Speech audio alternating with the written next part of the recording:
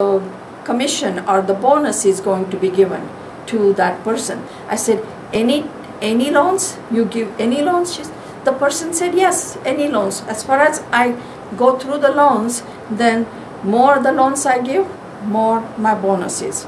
So I said, oh my God. So I went out and sold my stock in that bank because I knew this was going to be a bubble which was going to burst. So these are various steps for the loan institutions, loan steps.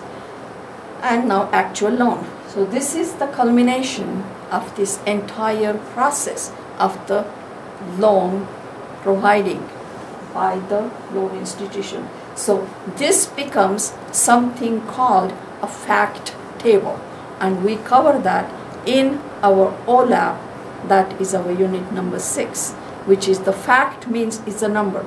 A number doesn't lie. A number is a fact. Like loan provided was $300,000. That's a fact. The loan officer may have sidestepped some of those steps, but 300,000 is a fact. So that is a fact table. And all the other things are the dimensions of that fact. So the first 6 relations which we looked at are the dimensions: the loan center, the investor, and the loan officer, and so on. So all of these are dimensions to support that fact, which is the loan.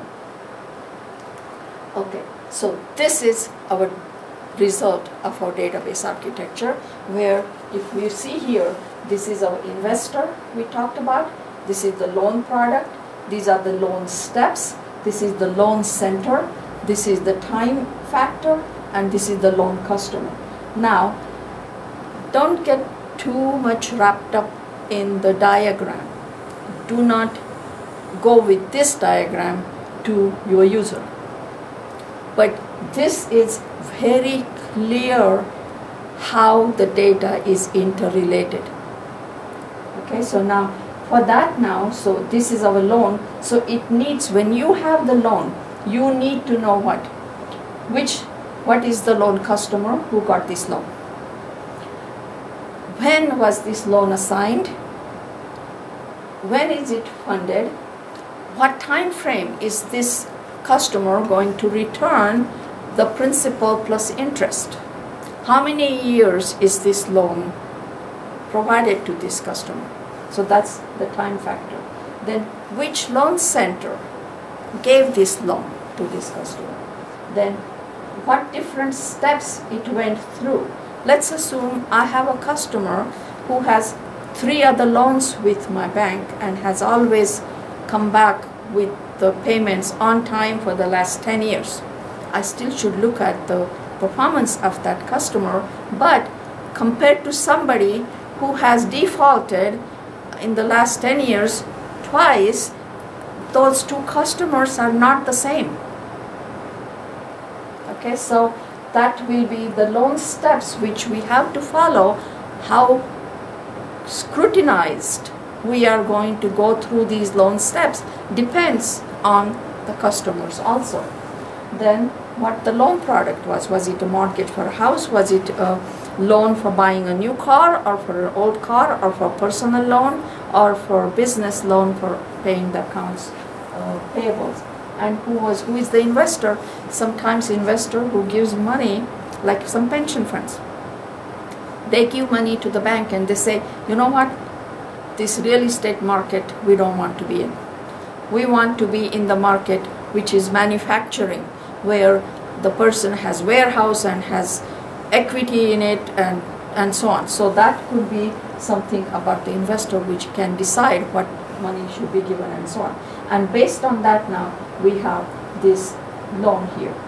Okay, so this is the loan. So it needs the key of customer, the time, loan center key, loan steps key, loan product, and the investor. Then it's unique. That's why it's this. Now, in order to make this unique, we created these phantom relations so that we have the loan as unique. And this is covered in details in the unit number 3. Okay, so this is our loan institutions case study, third normal form relations, somewhat snowflake, and that's covered in the unit number 6 with the OLAP. All relations are in third normal form. And what is the third normal form? If it's a third, you should be asking yourself a question. Is there a second? Yes. Is there a first? Yes. So we will cover that in the unit number 3. Okay, so now we looked at that. We don't show that to the users, but we need to communicate with the user. So this is something called a star schema, which is easier to understand. First of all, it has less boxes in it. Okay, so now this is the loan, and this is about the customer information. Then it says this is the customer who got this loan, for what, where, and when. So when you answer the question who, where, when, and what, those are called dimensions. Okay, because it is practically standing on the columns of these. This, the middle part here, loan fact, is standing on these 4 columns, and that's why they are called dimensions. And this is the fact, amount of loan is the fact, and that is covered in the unit number 6. But before that, we say how do we measure and how do we know what the key performance indicators are, and those are the key performance indicators. So KPI for this case study will be an outstanding loan. Key performance indicator. Now for that loan, we can go to find about who is the customer, which loan center gave this loan, when was it given, when is it going to be returned, which money are we using for this, and so on. So the key performance indicator is outstanding loan, because from that outstanding loan we can go more deeper level, saying okay, how much was defaulted, okay, how much is on time paid.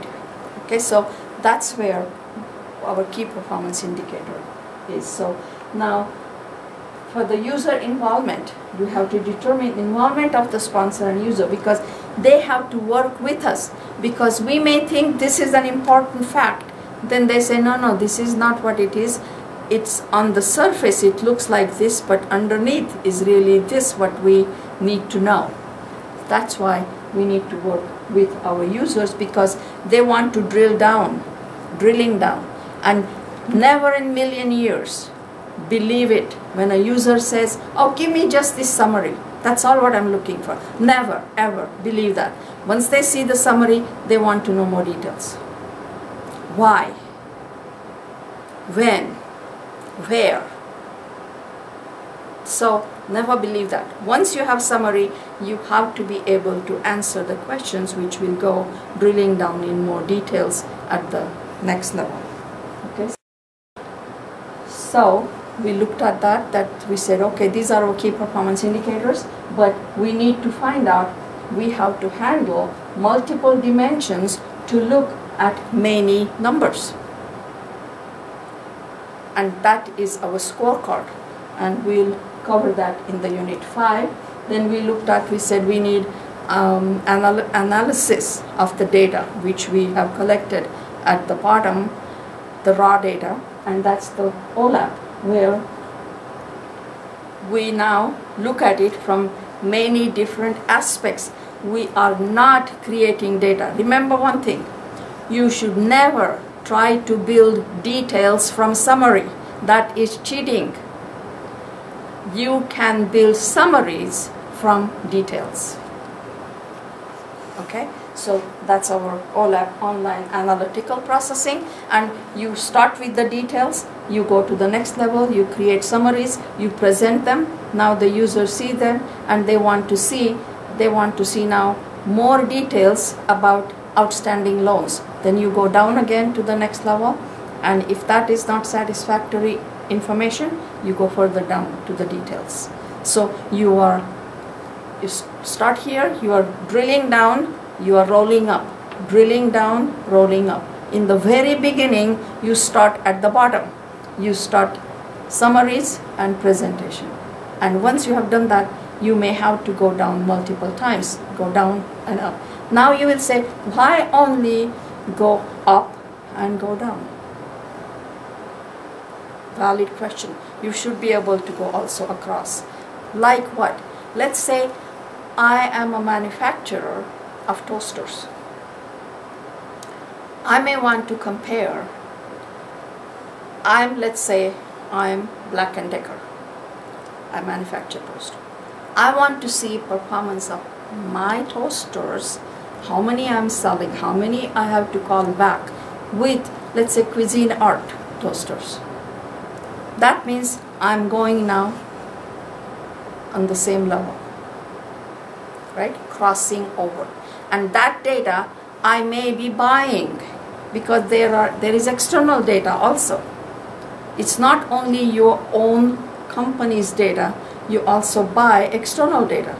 And that could be the industry data, which now I want to compare with my sales this quarter of toasters and Black & Decker with Cuisinart's toasters this quarter.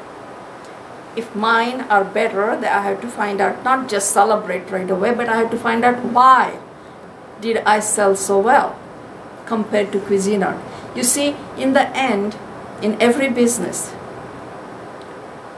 to be more successful, you have to know why you are successful. Okay, so that is crossing over.